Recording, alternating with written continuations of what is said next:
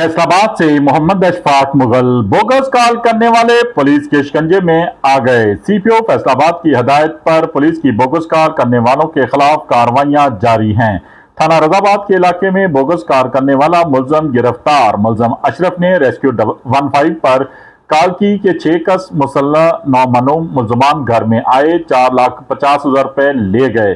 Police ने बरवकत मौके पर पहुंचकर तस्दीक की तो वारदात वाली बात ना थी, बल्कि कॉलर ने बोगस कॉल की थी। पुलिस ने बोगस कॉल करने वाले मुलजम अशरफ को गिरफ्तार कर लिया। पुलिस ने मुलजम के खिलाफ 29 टेली एक्ट ग्राफ्ट एक्ट के तहत मुकदमा दर्ज कर लिया।